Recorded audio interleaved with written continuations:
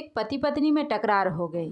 पति कह रहा था, मैं नवाब हूँ इस शहर का, लोग इसलिए मेरी इज्जत करते हैं और तुम्हारी इज्जत मेरी वजह से है। पत्नी कह रही थी, आपकी इज्जत मेरी वजह से है, मैं चाहूँ तो आपकी इज्जत 1 मिनट में बिगाड़ सकती हूँ और बना भी सकती हूँ। नवाब को तैस आ गया और बोला, ठीक है, दिखाओ मेरी इज्जत ख़राब करके। बात आ गई है तो। नवाब के घर शाम को महफिल जमी थी। दोस्तों की हंसी मजाक हो रही थी कि अचानक नवाब को अपने बेटे की रोने की आवाज़ आई। वो ज़ोर ज़ोर से रो रहा था और नवाब की पत्नी बुरी तरह से उसे डांट रही थी। नवाब ने ज़ोर से आवाज़ देकर पूछा कि क्या हुआ बेगम, क्यों डांट रही हो? बेगम ने अंदर से कहा, देखिए ना, आपका बेटा खिचड़ी मांग रहा है और जबकि उसका पेट भी भर चुका है। नवाब ने कहा, दे दो थोड़ी सी और। बेगम बोली, घर में और भी तो लोग हैं, सारी इसी को कैसे दे दूँ? पूरी महफिल शांत हो गई।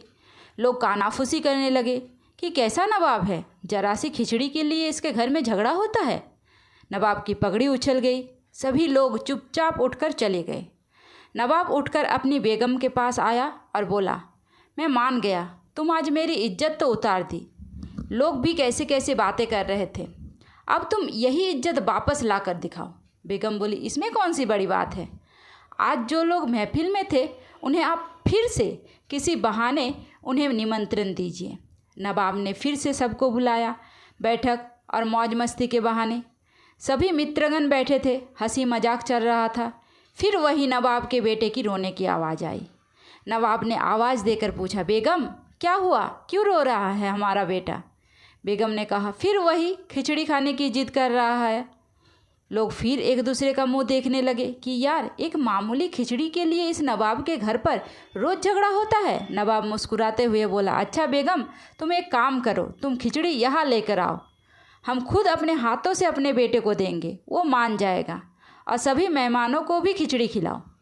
बेगम ने जवाब दिया, जी नवाब साहब। बेगम बैठक खाने में आ गई। पीछे नौकर खाने का सामान सर पर रखा आ रहा था। हंडिया नीचे रखी और मेहमानों को भी देना शुरू किया अपने बेटे के साथ। सारे नवाब के दोस्त हैरान। जो परोसा जा रहा था वो चावल की खिचड़ी तो कतई नहीं थी, उसमें खजूर, पिस्ता, काजू बादाम, किशमिश, गिरी इत्यादि से मिलाकर बनाया हुआ सुस्वादिष्ट व्यंजन था। अब लोग मन ही मन सोच रहे थे कि ये खिचड़ी है, नवाब के घर इसे खिचड़ी बोलते हैं तो मावा मिठाई किसे बोलते होंगे? नवाब की इज्जत को तो चांद चांद लग गए। लोग नवाब की रसोई की बातें करने लगे। नवाब ने बेगम के सामने हाथ जोड़े और कहा, मान गया मैं कि घर की स्त्री इज्जत बना भी सकती है और बिगाड़ भी सकती है, और जिस व्यक्ति को घर में इज्जत हासिल नहीं, उसे दुनिया में कहीं इज्जत नहीं मिल सकती। दोस्तों, कहानी अच्छी लगी है तो मेरे चैनल को सब्सक्राइब ज़रूर कर दीजिए और लाइक और शेयर करना तो बिल्कुल भी मत भूलिए।